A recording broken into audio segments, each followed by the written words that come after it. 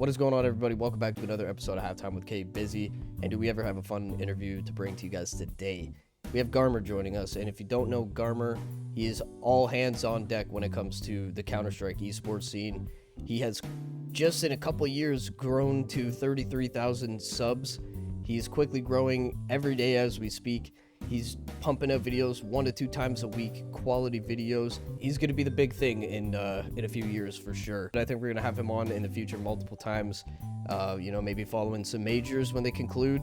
We'll call up Garmour and we'll talk all about the major and everything. But if you are new to the channel, we are posting every Friday at 12 p.m. Eastern. I have my links down below if you want to follow me on my other platforms like Twitter, where I like to tease some of my guests that I'm going to be having on. A lot of good stuff over there. The Halftime Etsy shop, we have our new lovely Diffuse Your Thirst Alpine Sweat posters that are out.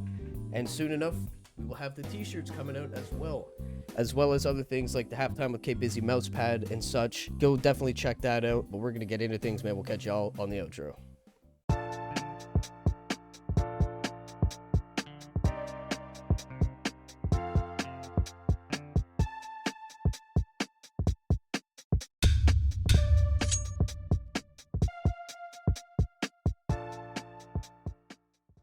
Fuck, dude, I forgot how zoomed out my webcam is on here. I was gonna say, dude, I feel like I see way more of your room. Yeah, you can. On OBS, I have it zoomed in a ton. Oh shit, okay, this is kind Got of my cool. small ass fan on the ceiling. With the Yo, I didn't even smallest blades you've ever seen, bro. Holy shit. It was back when the whole Stewie 2K thing was happening. Your video popped up, and like I had no idea who you like. I've never seen your videos Oh, before or anything. the Stewie video. Yeah, so I was Yeah. like, oh shit, this looks legit. So I clicked on it, and I was just like, who the hell is this guy, bro? This is crazy. So then I just Yeah. started watching everything you put out. I just started watching. I thought you do a really good job, and then I started watching your earlier videos, and I'm like, this guy's come a long way in such a short time. Like we gotta reach out to him, make this Yeah, happen. no, bro, I've watched a couple of my older videos now, and I'm like, what the fuck was I doing, bro? It's like a slow, just like a slow, getting better and better with every single video. It's you can come a long way. Oh, for sure. Especially if you're like dedicated enough, If you don't really care, you're just putting shit out, then it's just like whatever, you're just gonna have the same shit, Right, right. till the end of time, really. But yeah, no, this is awesome, man. Yeah, for sure. I'm happy to be here, bro. Why don't we start off talking about the HLTV Awards? Can we talk about how they Yeah. snubbed Austin? Like, how did Budapest get #1 event? What the hell's up with that? Yeah, I actually just recorded a video talking about the HLTV Top 20.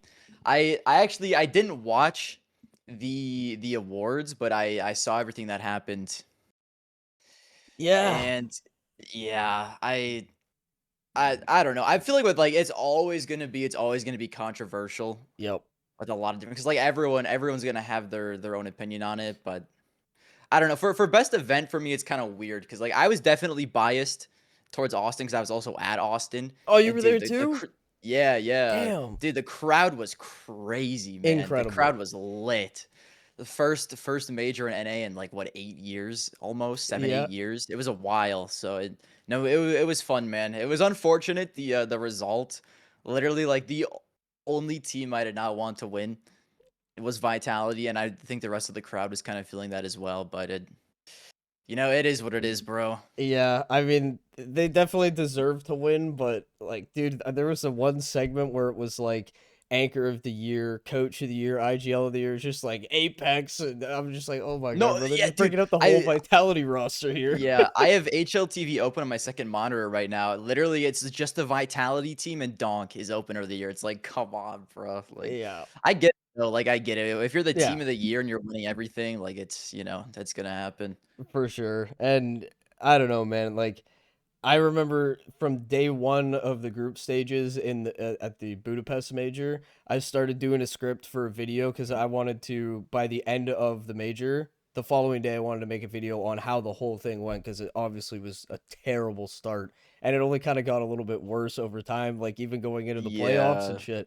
And Yeah. like I went and rewatched it again, and I'm just like, okay, here's this. And then like I went to Austin too, so like I know how Austin was personally. It was incredible. There was like 0 issues. I didn't hear any problems about anybody Right. except for there was a guy going around with a fake QR code trying to get people to scan it, and it was like Yeah, no, getting into I your heard account or about that something. there. Yeah, That dude, that's was evil as fuck. Like, how do they not find that dude? And lock him up. I swear to God, man, that stuff's so annoying to me. Yeah, but I think that was the only takeaway really from Austin. I mean, talk about the show match. I mean, we get Gooseman there, so that's hard to top. Um, Right. the playoffs were great. The playoffs in Budapest were stacked and everything, but They people were couldn't good. get to their seats. They couldn't get help from Star Ladder staff. They couldn't. I mean, what else? Like people weren't getting refunds. The Right. production issues at the beginning of the major was trash. Like I don't know how the Vegas made the call on that one, man. They had to have. Yeah, for all the slack, I feel like Blast gets a lot of slack, but they do know how to run a tournament, man. Like I feel like every Blast tournament runs really, really smooth. Yeah, But no, yeah, I feel like I don't know. I know there's like I've watched quite a few events where the first day is kind of a mess just because like it's the first day, but I feel like yeah. Budapest was bad. Like I think the only other tournament that I've watched in my entire life that was worse was I forgot the name. It's like a 2017 event in North America. It was like a DreamHack event and it was horrific. I forget the name. I think I don't know, but that's the only other event I've seen that's been worse. And Budapest was pretty bad. At least like production wise, I think Star Ladder is they kind of fucking they stink, dude. They Keep stink. them At least this away. major wise, yeah.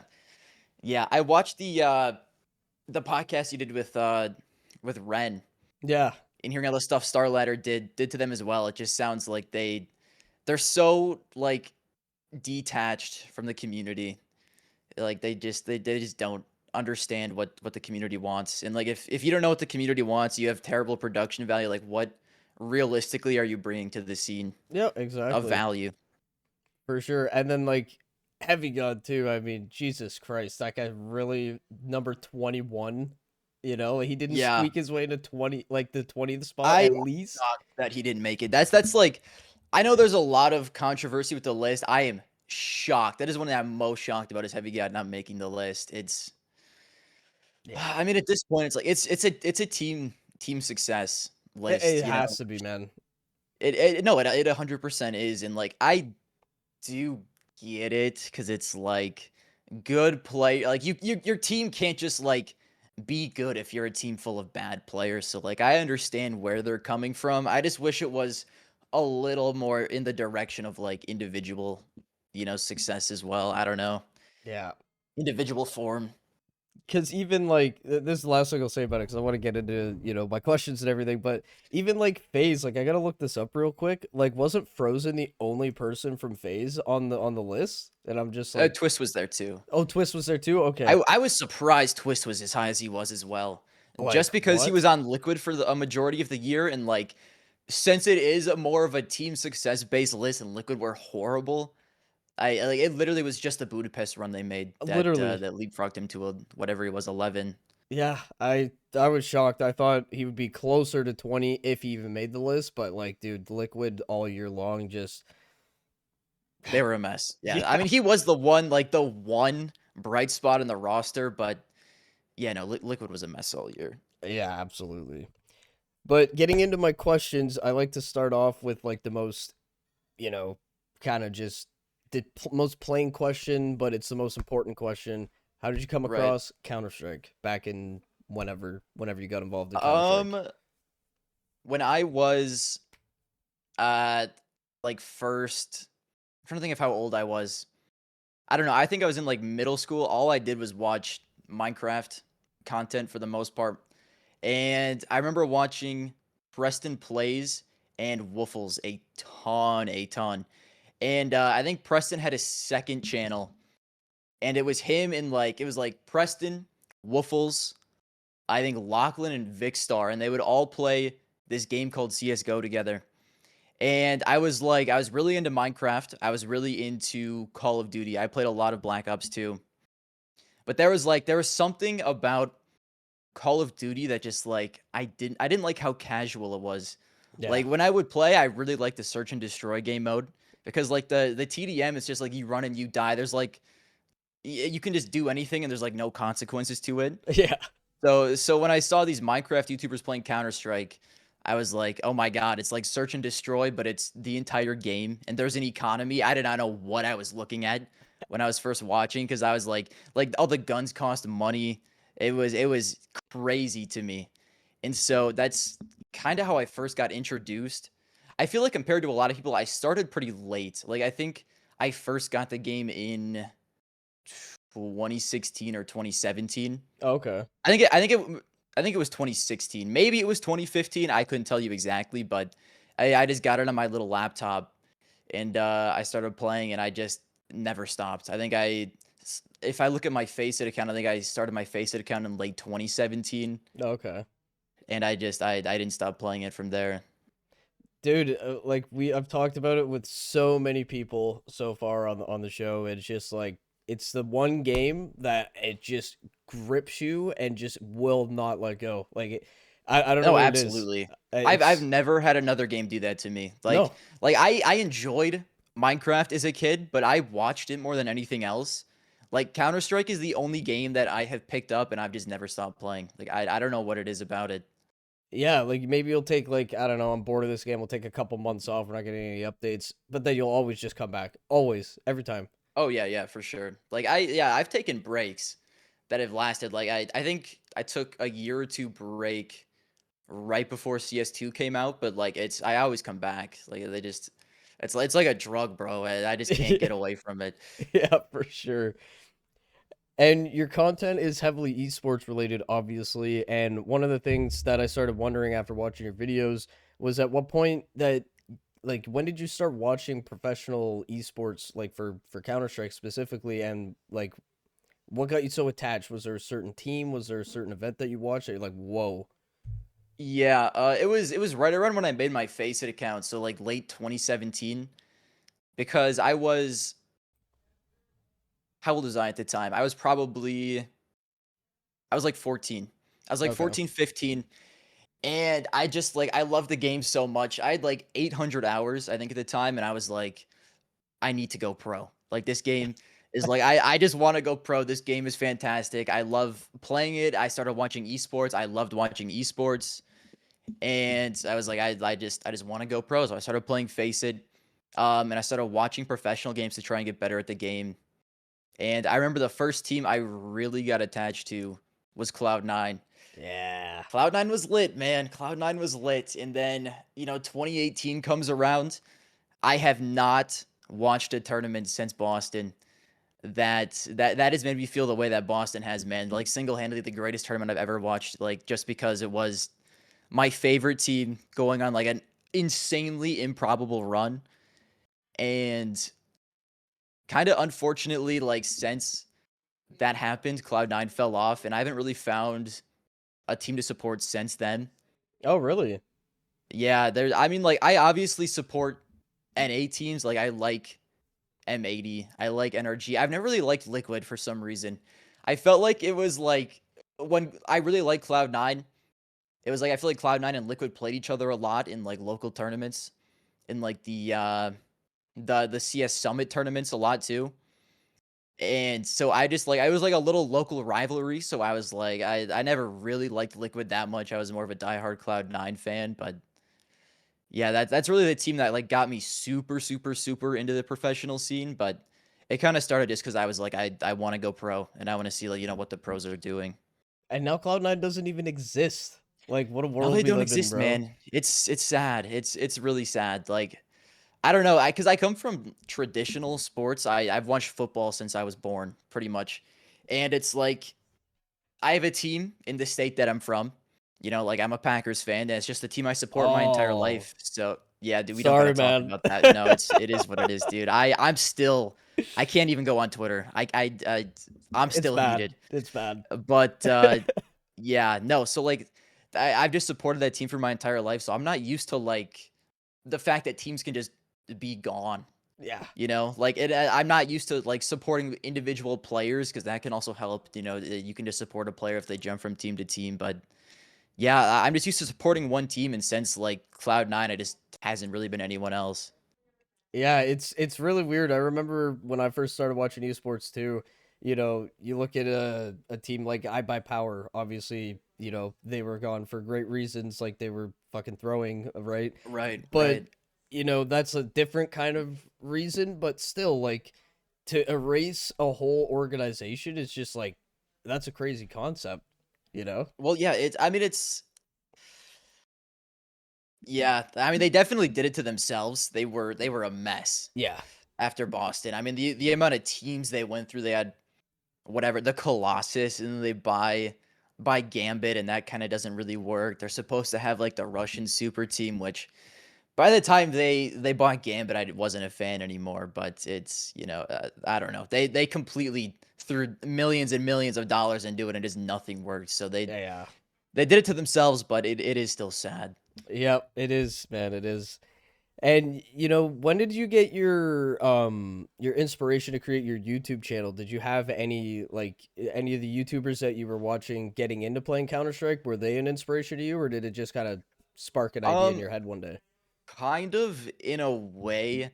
The Minecraft YouTubers I used to watch inspired me to be a YouTuber when I was like 14. So I started making like Minecraft content back then. But nothing. It was nothing Counter Strike related at that point. The channel still exists. Of all just my old videos I made when I was like 12, 13, 14. And at that point, I was like, I don't know. It's just really what I wanted to do. I knew I wanted to be a YouTuber, and then I stopped. And I think it's been a little over a year now. I started posting on the channel I have now. And the really only inspiration for that one was Launders. I remember like watching a lot of games, and I was like, I need something to watch, like just someone to talk about the scene. And like really the only person I enjoyed watching a ton was Launders, because he just talks about like whatever, just random stuff within the scene. Like the production quality was pretty good. And so for the channel now, I would say Launders, but like being a YouTuber in general, it definitely was like the Minecraft YouTubers I used to watch. Okay, right on. And Launders is a goat. I mean, if you want to Launders is a get goat, in, man. if you want to get into watching esports content, I mean, that guy knows. He's everywhere. He goes to so many events. He has so much knowledge. I mean, obviously, a lot of the desk talent and commentators and stuff like that. Like they all have like a lot of talent because they're at these events and they have to be knowing about the scene. Maybe I'm Right. biased because I'm also from Toronto as well. But Launders, that's the goat Nah, right man, there. Launders is a goat. He's a He's the goat. goat, man. He's been around for so long too. I feel like there's a lot of casters when I first started watching that just aren't here, and like they just don't Yeah, cast anymore. And like Launders he's been around for a long time at this point. So absolutely. he's great. He's great. And when you started your channel, how did you like? Did you know that you wanted to do like long-term content on like the esports scene? Because it kind of seems like you were always set on the whole esports aspect. It sounds like from early on when you started playing, you were like pretty involved with all of the esports stuff. Yeah, it was kind of a weird transition, because originally like I didn't just come up with the idea to start posting Counter Strike content. I went away to college in 2021, and that like didn't go great. I ended up coming home after I think half of the first semester. I only lasted like 2 months, and I was like, okay, I need to get my life in order. I need to figure out like what the fuck I'm gonna do. And so I was like really, really, I fell into the loophole of like whatever the fuck drop shipping and like whatever else, like day trade and like everything else that people do to try and like hustle and make money. Yeah, yeah. And I eventually got really into sports betting. It's I would do it's called Plus EV. Sports betting is basically just not to go like super in depth, but it's basically where you just find line discrepancies between like really sharp books and then books that aren't as sharp, and then Oh, like over the long term, you just like it's kind of like investing in a way, because over the long term you slowly make money. It's not like a get rich quick thing. mm-hmm. But I did that, and I made pretty decent money on the side for a while. And because of that, I decided to start doing something called capping, which is like me sharing all the plays I was doing on Twitter. Okay. And eventually, because I had played Counter-Strike and I was so into the esports scene for so long, I fell into the niche of specifically like Counter-Strike and esports plays. And so I was doing a lot of different plays for CS, but I kind of grew to hate the whole camping thing because for me, like it can work long term is like a nice side hustle, but a lot of people that would like follow my plays, uh, they they wouldn't do it exactly how I would. So like I would have, let's say, a certain bankroll, like a certain amount of money, and then I would take like a percentage with every single bet, and that would help to, make money over the long term. And a lot of people just didn't do that. They would just put however the fuck much money in a bet, and like not every bet's gonna hit. And people are gonna get mad when they're losing money and it's because of you. Yeah, they're gonna So point the after a while, finger. yeah, yeah, no, no, no, and I hated that shit because I didn't want to lose people money, and like you would have good months, you would have bad months, and like the bad months really like really stunk, just because I feel bad because I'm losing money, I feel bad because other people are losing money, and it's like it was horrible. It was not good for my mental health, honestly, just because like I feel like I'm the reason a bunch of people are losing money and they're all getting pissed off at me. Yeah. So I was like, okay, I need to transition and do something else. And that's when I was like, what if I gave YouTube a shot again? And originally I was like, I have a plan here. I'm gonna advertise this YouTube content to like the people who are following me. I had like 3,000 followers on Twitter. It wasn't huge or anything, but I'm gonna start advertising this to the people because they're already involved in like betting on Counter-Strike. Maybe they'll care about Counter-Strike content, and I've already like I said, I've been involved in it for so long. So I started doing that, and it didn't work at all. I think I got like 20 subs from that, and like 100 people watched my first video. And looking back, my first video was horrific. My first ever video, I made a video on complexity. It was just horrific. But yeah, so that was like I was like, okay, I'm gonna fully commit to doing this YouTube thing now. I really enjoy watching launders. I want to make content kind of similar, and I feel like this is a good transition I can make from capping, and also just like a really good niche that I can fit into, and I just really enjoy doing it. And so I did that for a while, and it was okay. Like I was, it's like starting any new channel, it Hmm. takes a while to get traction. But eventually I released the who is the worst player in Counter-Strike history video, and that really blew up. And that's kind of pretty much where the channel really started gaining traction. And from there I've just been posting, somewhat consistently, and we've just been slowly growing ever since then. I would even say quickly growing. Like it's pretty impressive. Like especially for a newer channel. It's only like a 3-year-old channel, and you've got Yeah, yeah. 4.7 million views. You're at 33,000 subs. Before a couple days ago, I had to go and actually change that because when I originally wrote the questions down, you were at 32K. Now you're at 33. This was just a couple weeks ago. So it's like Yeah, it's growing quick, man, and it's like you can see the improvement like we were talking about earlier when you watch the earlier videos and then you watch your videos now, like the step further is just it's so much higher, and you can really tell that it's like a passionate, like you're really involved in this, you really enjoy doing it, especially because you can tell when right. people, if you're watching a video where maybe someone's doing it because they have to put food on their table and stuff, you can kind of tell Right, that right. the passion, the levels are kind of, the passion doesn't meet, like, how am I trying to say that? You get what I'm trying No, to say? yeah, I get what you're saying. I get what you're Yeah. saying. It definitely is like a mix because it was something that I felt like this scene could use more of. Uh because like I felt like it was a good niche to get into, but at the same time I am genuinely like really passionate about the game and the esports. So like I really enjoy making every single video that I make. And I don't know, I just remember thinking like there's just not enough content surrounding the esport at all. Like there are so many different YouTubers that I watch for like the NFL, and I feel like even Launders himself, like he would make videos surrounding the esport, but I feel like there's just like there's so much more you can talk about because it's like there's history, there's stuff that happens like every single day. Like we're having a it hasn't been great, but we're having a Rostermania happening right now. Now, like Yeah. nothing super insane, but like there's new stuff every single week that happens. There's history. There's just so much different stuff you can make content around, surrounding the game and the esport. For sure. And at this point, like, I don't know if this is like a full job for you or anything, but are you like a one man team? Do you have like thumbnail editors and like video editors, or is No, this all no. you? I think this I do have a couple of people helping me. I had one editor helping me out, I think starting a couple months ago, because I was like, there's a lot of different ideas that I have for videos, but I just cannot possibly get them all out when I'm like writing scripts and recording and editing the entire thing. It's just like It's a it lot of just takes time. too much time. Yeah, it takes too much time for one video. So I ended up getting one editor that's been helping me out for quite a while now.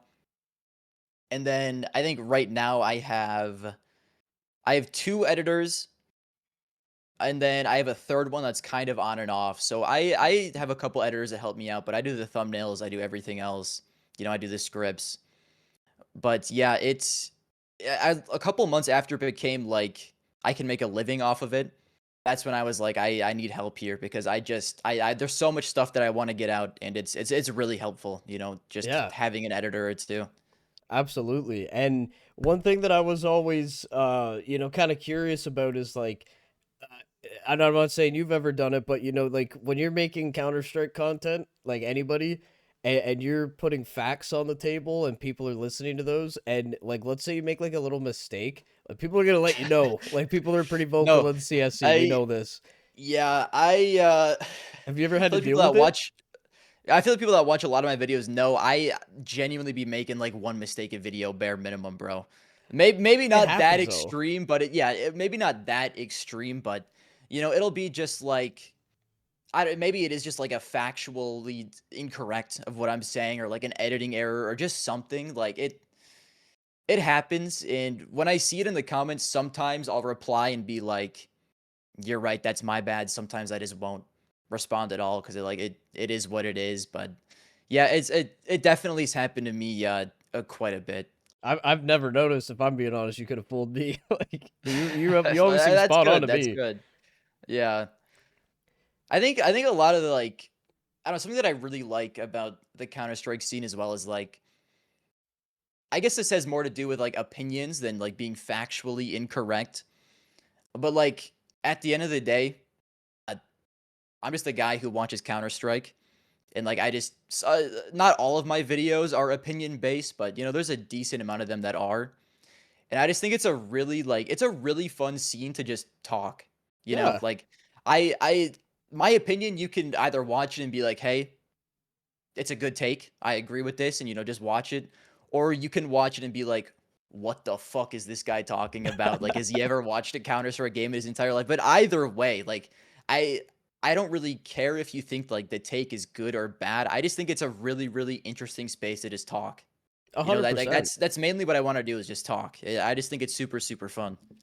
And like you were saying, there's so much to talk about, and it's always great to encounter someone that has like a level head, and you can actually have the discussion with them, and it's not like, oh, you think Right, this, so right, I think that, so fuck you, your opinion's ass. And it's just like right. I don't know why counter like obviously every game's got their toxic community members and everything, but Counter Strike is just like so No, no, much, for sure, so much for more. sure.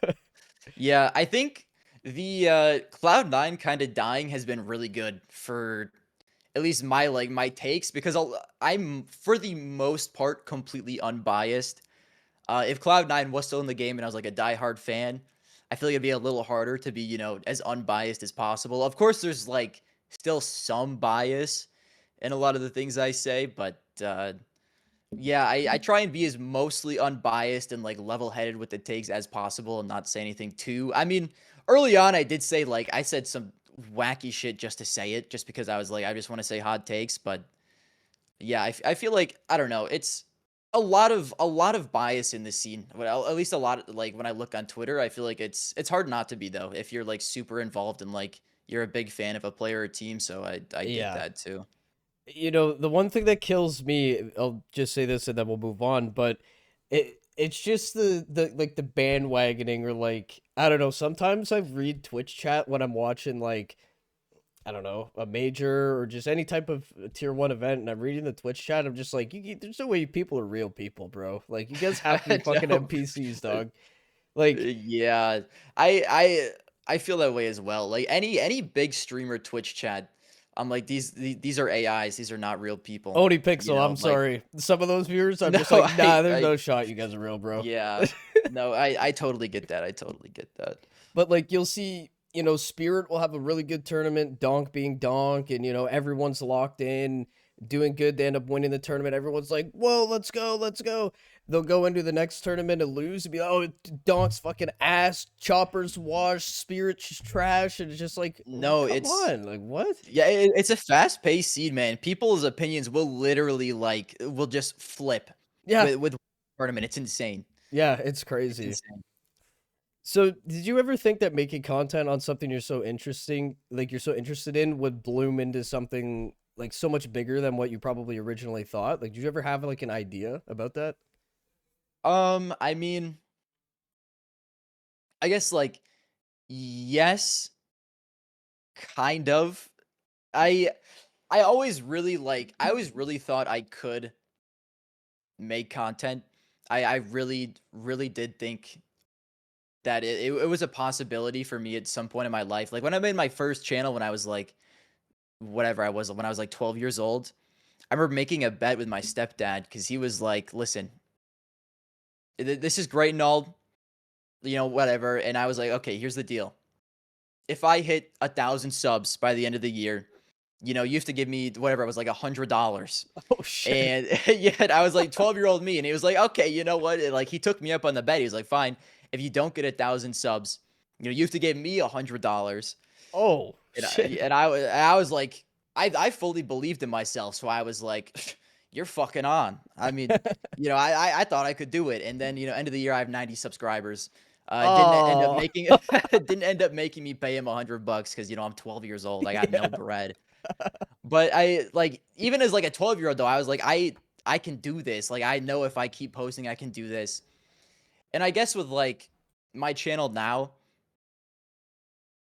since I was like transitioning from something else to try and, make this a new at the start, it was like I wanted to do it, but it was also kind of a side hustle in a way.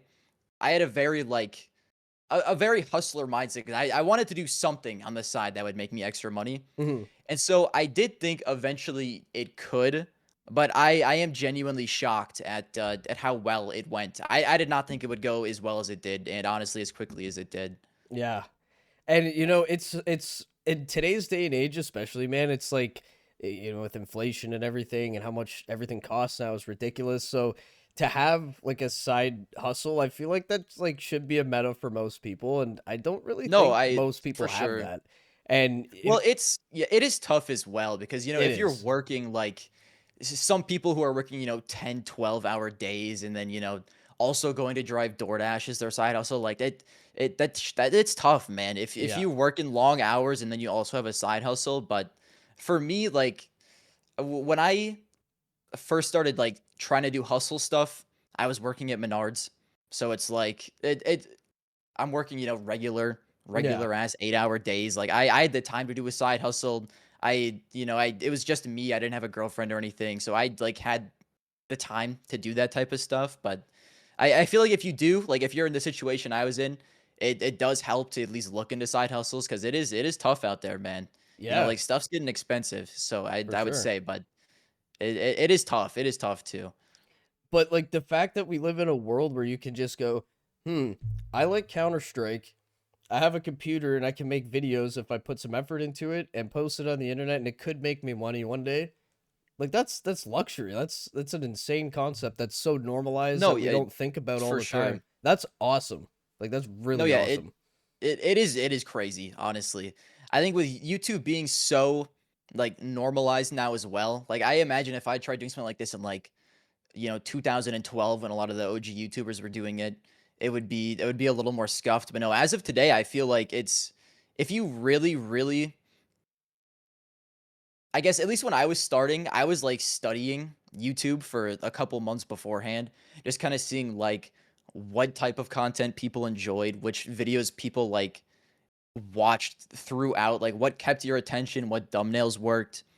And so I kind of studied it, and I feel like genuinely anyone, if they look into the I guess the algorithm and what people really enjoy and you just really, really lock in, I feel like it is possible for a lot of people. Like I don't think I'm like super special in any way, having it work out like it did. I think if you really, really lock in and pay attention and like study YouTube, I think you can take anything that you really, really enjoy and turn it into, a hustle to start and then maybe eventually a career. Absolutely. So the Budapest Major, we were kind of talking a little bit about the Rostermania. We've seen Zwei and Chopper getting benched, Magix and Zontix replacing, and Magix now being IGL. Really, really excited to see how that pans out. That's super interesting. At the time of recording this, Hex, who we had on a couple weeks ago, parted ways with M80. Really unfortunate to see. And he revealed that it was actually a management decision to me. Yeah, I saw that. Pretty crazy. That's wild. And I mean, unless the players were lying to him. It's always possible to try and stay on good terms, but they probably didn't. It probably was like a yeah, management decision, which is insane to me. That I don't know. It sounds like the players weren't even aware. yeah, that's It that's happened. That's crazy. that's insane. And, like I've said a lot. I really like how Vitality manages their team to where it's more of like management has a lot of the power, but they still like talk to the team in Apex, about stuff like that. It's not like they're just making the decisions by themselves. So it's Yeah, yeah, that's insane to me. But I y- wish him the best of luck. I like JBA a lot, so yeah, hopefully the team does work out. But it is a crazy move to me that management would just do that. yeah. It's a fucking cruel world out there. Yeah. 100 Thieves development has been super good. It looks like we'll hopefully be seeing them in the server pretty soon. It's the most hectic, but the most entertaining part of the year is just seeing everything that's Oh happening in yeah, such a short amount of for time, right? sure. Um, so how do you keep on top of all of the craziness? Because I mean, it's a little bit slower right now, but like as soon as the major ended, it was like boom, boom, boom, boom, boom, boom, boom. Like, how do you when you're Right. making videos? How do you keep on top of that? And like, let's say you're working on a video on Spirit, and Chopper's decline at the Budapest Major. How will he perform next season? And it's like, oh well, Chopper's benched now, so it's like, oh fuck, now I got to rewrite and re-edit all Yeah. part of my video. Like, I'm always super interested to know about that. Well, I don't really use a ton of social media, I guess, like obviously besides, YouTube. But I'm a big Twitter scroller. Yeah, So when a lot of this stuff happens, I'll know pretty quick just because like I have notifications turned on for a couple people in the scene and HLTV, of course. But I even if I don't get the notification, when I'm scrolling on Twitter, I'll see something pop yeah. up pretty quick just because it's like that's just my algorithm. It's 90% Counter Strike. So that's pretty much how I stay on top of most stuff. But I've learned pretty quick of how like writing scripts like that can bite you in the ass if you're writing about like current topics while stuff is still like ongoing. Yeah, That's happened to me quite a few times where I have to like either go and like re-record a part or like edit like a caption and being like, yeah, like this happened or this isn't happening. So it like stuff moves so fast. It is hard to keep up with, but a lot of the scripts and like videos I make now, I try and either wait as long as physically possible to where there's no way I could have to like redo it, yeah, or it's I just don't make it, surrounding stuff that's currently ongoing. for sure. And then there's the whole thing of like, let's say Budapest Major, since we were kind of talking about that. You want to make a Budapest Major video. You want to wait till the end, the major is completely done, so that what we're talking about doesn't happen, where you have to go back and rescript and re-record and all that stuff. But this world of content creation, if you're not the first person to do it, No, someone else is absolutely. gonna be. So it's like, Right, right. what do you do? Yeah, I tried doing that earlier on. I tried doing stuff like as quickly as physically possible. Like I used to do a lot of tournament recap videos type stuff Okay. where I would like after every single tier 1 tournament ended, sometimes it would be like I'd have to record before the final even started just so I could like get the video out the day after or like 2 days after, like as close as possible because like that's when people are the most interested. Yeah, yeah. And I've definitely fallen in love more with making content that doesn't make you have to do that because I really don't like having to like rush to try and make content. You know, I just want to like take my time and get it out Yeah, for when sure. I want to get it out. So I've kind of drifted away from doing that type of stuff because you're absolutely right. Like you do have to be one of the first people, or like they'll just watch someone else, or no one will care. Yeah. And you know, if you wait like a couple weeks after, let's say you're making a video on, I don't know, Blast Open London from last year. Hmm. If you publish a video 2 weeks later, who gives a fuck? There's another tournament on. No one's talking about Blast Open London Right? now, Yeah. you know? There's so many tournaments throughout the year. I really don't like that. I really don't. I wish we had less tournaments throughout the year because at least this year it gets stale after a while. You know, when you see these like, I love watching, but when you see the same teams playing over and over and over, like multiple times a week, tournament happens. Whoa, like it was a great final, or maybe you know it wasn't even a close final. It doesn't matter. You got another tournament in 3 days. Like it's Yeah, it's a very active scene. It's yeah. very active. But I'm curious to know about, you know, when you've seen all the Rostermania stuff so far, what are your predictions for 2026? What are your thoughts about some of the changes? And do you maybe have any predictions on future changes that we're going to see in the coming weeks? Well, actually, they I should be locked guess in pretty soon because we have a tournament in a couple days, no? yeah. I think most of the roster mania stuff should be pretty close to being done. Yeah. There might be a couple moves still, but yeah, we got a tournament coming up pretty soon. I guess. I mean, you know, after the first tournament of 2025, Mouse benched Suhei, so I guess you know anything can happen. But to start, I would say the team I'm most excited about is Spirit. I think I'm gonna this year in this season at least I'm gonna be a Spirit fan just because the team looks so unbelievably fun on paper. Like I don't know if they're gonna be you know world breaking best team in the world, but Yeah. like at least narrative wise, I think bringing Magic's back and having him be the IGL is perfect. Just because I kind of look at him as like Nitro from Prime Team Liquid. Whereas like I never thought Nitro was like this unbelievable tactical mind, but he was more of like a really really good glue guy. Like Hmm. he had good relationships with everyone on the team and he could bring everyone together, and I think that's like a really underrated value in an IGL. And I absolutely think Magix can, you know, be the glue guy in this team. It seems like he already has a good relationship with Donk, a good relationship with everyone else, and I think he could at least do a good job in that. I don't know about, you know, the tactical side, Hmm. but I think at least, you know, in that sense, he will be good. I like bringing Zontix back. I'm really happy that that happened, and it's not like a Senzu situation where, you Yeah. know, he ends up benching himself, and then it's just kind of over. Which I'm heartbroken about that, to be Oh my honest. God, But dude. So yeah, sad. So I sad. know. But no, the firepower on the Spirit team is going to be insane. I love watching Donk play. He's literally the best player I've ever seen. Like mechanically, I even like Prime Simple, like Glayson, you know, Zaiwu is obviously insane. I have never seen anyone make Counter-Strike look as smooth and as simple as Donk does. I just love watching him play. So I'm super excited for the Spirit team. You know, Yeah. I think bare minimum they win a couple tournaments kind of similar to how Spirit did this past year. I don't know if they're going to be number 1 like I said. I don't think it's going to be a disaster either. Maybe secretly Chopper actually was a GOAT. You know, who's to say? But I think it's going to work out at least decently well. I think they stay around the top 5 this year, Yeah. Yeah. and I be rooting for them. Other than that, 100 Thieves, they're kind of in like an NIP situation where we're not really going to see them Yeah, because they for a said they were while. only going to play certain tournaments, right? They said they're not pressed on playing every single tournament. I think I read that Which, somewhere. yeah, I honestly I'm not sure. They might have, which is kind of weird because they need to start grinding like Yeah. DRS points. Otherwise, they're not gonna be able to play in any tier 1 tournaments. I don't know. I think it's funny that you bring in Rain and Device. You're like, yeah, your guys are gonna go play in, you know, Fragadelphia. It's like Yeah. that's crazy to me. Like But what? I'm assuming the Gamer Legion talks fell through and like the owner genuinely just told them no. I thought that was smoke, to be honest.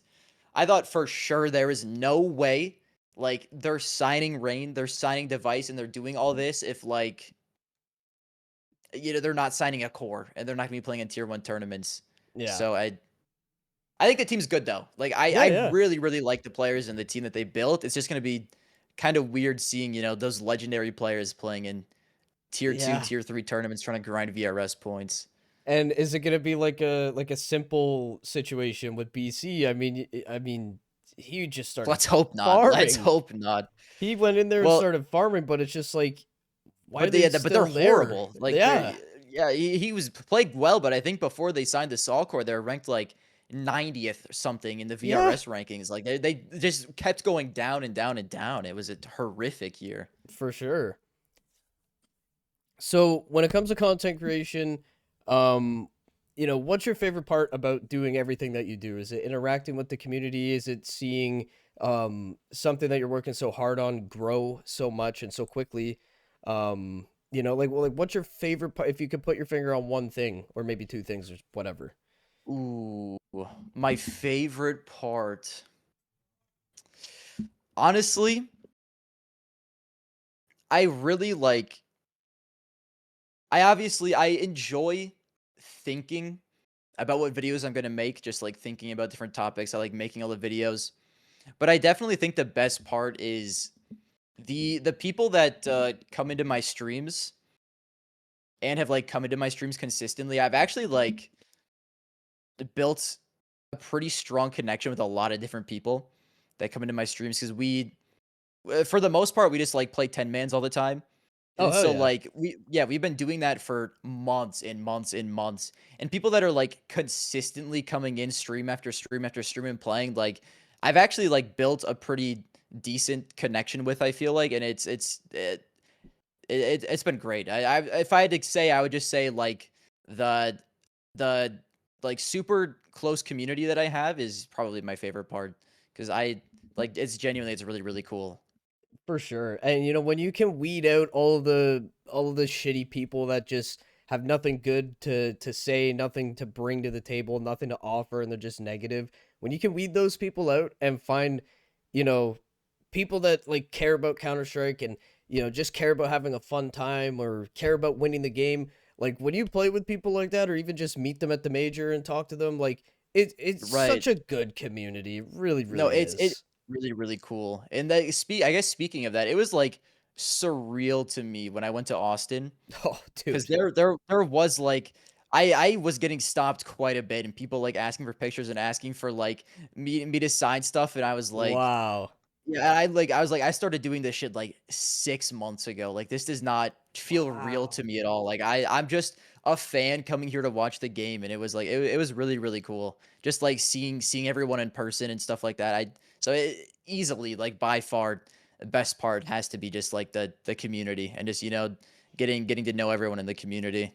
For sure. Did you go by yourself or were you with like some friends? No, no. I went with a group of 3 other people. Oh, okay. Dude, I wish I came across your channel earlier, dude. There's been so many times where I do a podcast with someone, I'm like, damn, dude, that guy's awesome.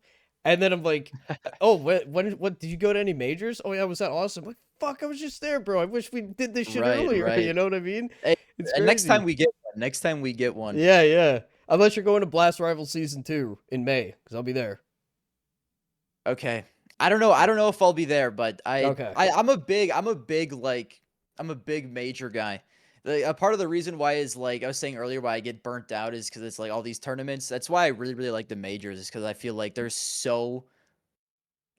so much narrative wise like writing on these. Like Nico is one of the best players of all time, but he's gonna be known for not winning a major his entire career. So I feel like 16 any times. I Nothing. know, I know. Wow. So I feel like if I go to tournaments, probably just majors, maybe in the future that'll change. I think there is an event in where is it, Atlanta this year. Yeah, I am Atlanta. A Because lot of people are going yeah, to that. maybe I'll go to that. We'll see. As of right now, I'm thinking majors only, but we'll see. Okay. All We'll right. see. But I'll let you know if I do. Yeah, hell yeah, dude. Absolutely. So for the last part of the show, I kind of just like to shine the spotlight over to the guest. I kind of like to finish by letting them say anything that they want. If it's shout outs, if it's like a message you want to give out to people, if it's something you want to promote, let the people know what you're working on that they should be aware of. Floor's yours.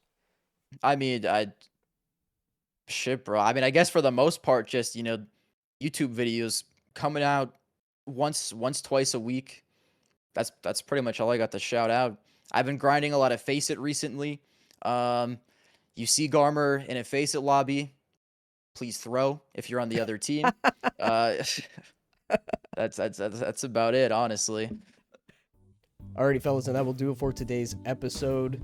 That's a wrap. Garmour, salute him. Very hardworking guy, and the content quality is just, it's up there. It's top tier, man.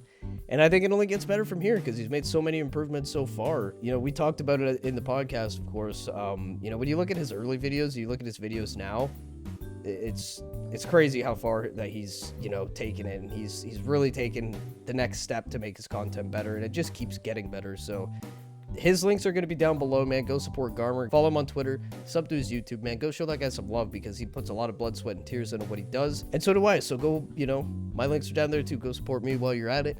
And again, like the video, comment down below. Let me know what you think, where I could improve, what I could do better, what I could do differently, and subscribe to the channel. And we'll talk to you guys on the next one, man. Until next time.